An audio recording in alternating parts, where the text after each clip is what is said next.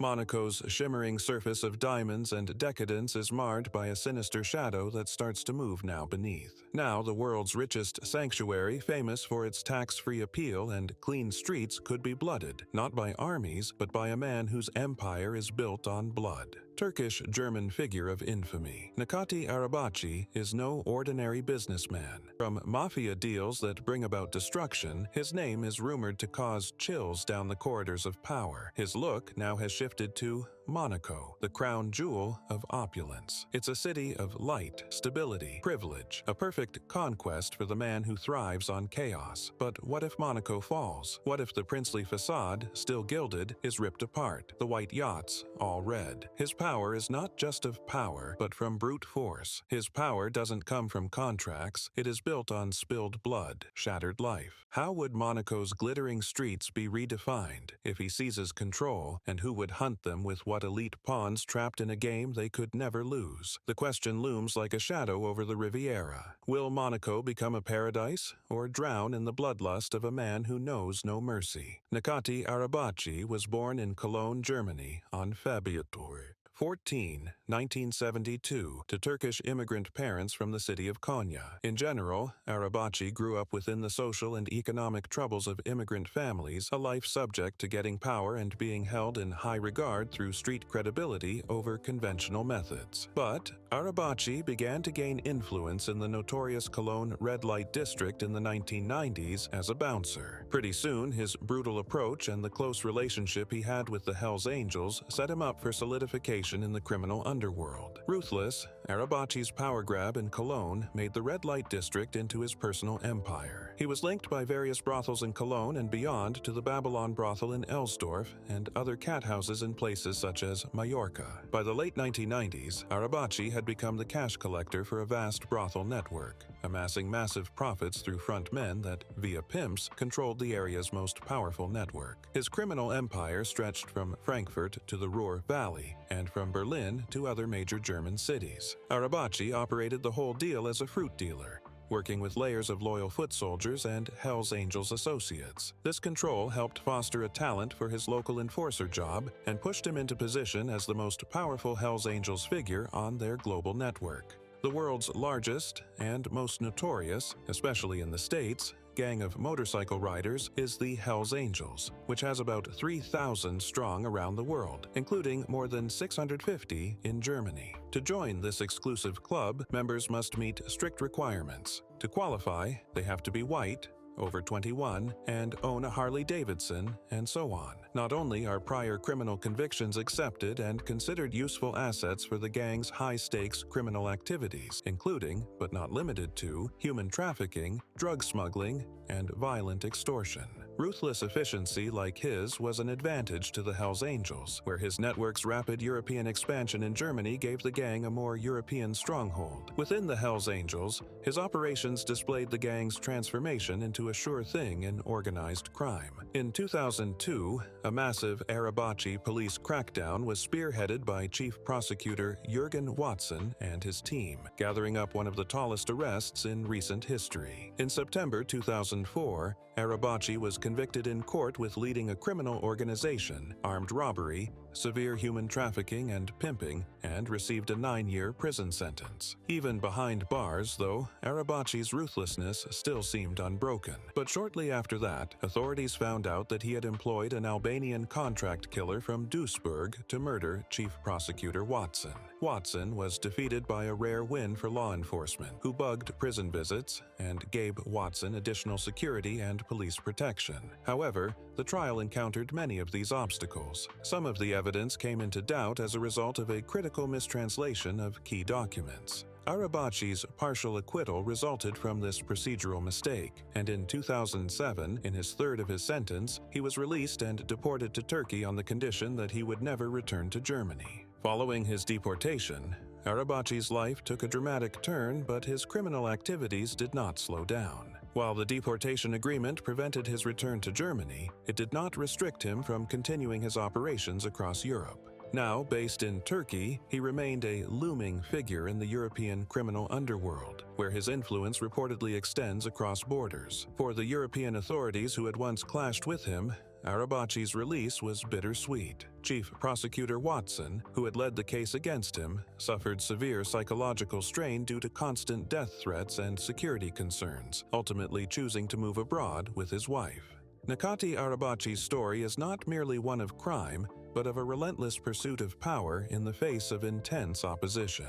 From his beginnings in the streets of Cologne to his rise as a feared Hells Angels leader, Arabaci has shown an unyielding desire for control, wealth, and dominance, challenging law enforcement at every turn. His lasting influence on the Hells Angels and organized crime across Europe is unmistakable, leaving both authorities and the public wondering, how far-reaching is Arabaci's network today, and could his legacy continue to shape Europe's criminal landscape? This is the legacy of Necati Arabaci, a man who forged his path through violence, intimidation, and unparalleled ambition. But what future does a man like him envision, and is there anyone who can stop his growing empire? Necati Arabaci's ascent within the Hells Angels has been a significant chapter in the evolution of organized crime across Europe. By 2010, he had established himself as the president of the Hells Angels in Turkey, marking a pivotal moment in his criminal career. By the end of 2013, rumors circulated about the formation of a faction called OST Westfalen, comprising around 10 members under his leadership. Investigators, drawing on insider knowledge, speculated that Arabaci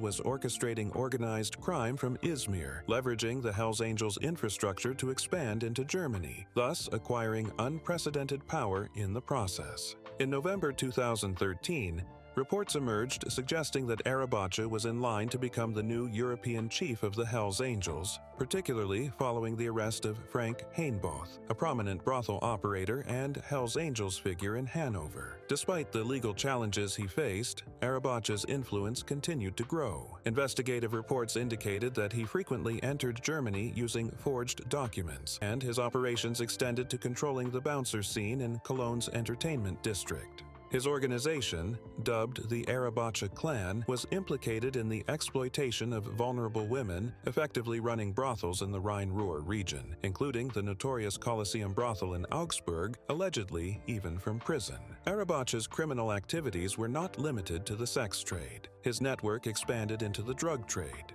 with a particular focus on heroin sourced from South America. In 2008, after his deportation from Germany, police suspected him of maintaining control over his brothel operations while members of his clan were reportedly trying to establish a foothold in Berlin's red light district. By mid-2013, Spanish investigators noted that Arabaci had developed a comprehensive network of brothels and prostitution rings across Europe, facilitated through intermediaries. In December 2013, Der Spiegel reported on suspicions that Arabaci had orchestrated an attack on a rival faction of the Hells Angels in Krefeld, underscoring the violence and power struggles inherent in the organization. Hells Angels expert Steven Schubert commented on Arabaci's expulsion from the Hells Angels, suggesting that it could backfire by strengthening alliances with rival groups like the United Tribuns and Rockers. This tumultuous environment reflected a broader trend of increasing tensions within the Hells Angels and rival motorcycle clubs, particularly in regions like Frankfurt,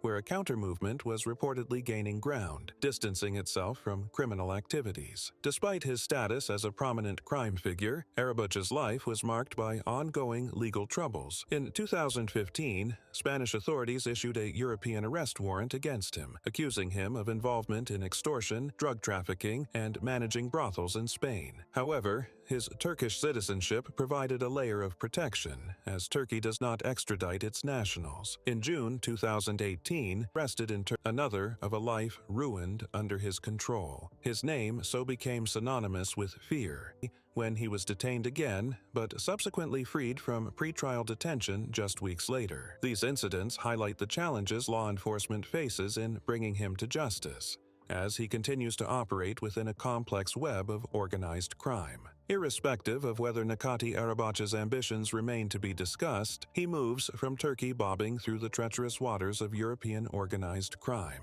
As he tries to cement his power and expand his reach into criminal networks, observers watch closely to see how he will manage as a legitimate ruler in a European post, and whether he can shake off the crime associations that often accompany the Castro family. Arabaci's past of violence and exploitation is also a daunting challenge to law enforcement, but one they have targeted as a focal point for the continent's rise in organized crime. Magically relocated now, himself in the center of Europe's luxury and criminal underbelly. Lax laws and high-profile residents are what make the Mediterranean Principality the perfect base for Arabaci's ambitions. He is laying down this new environment to cement his control of existing criminal networks, or maybe drive them out from other factions.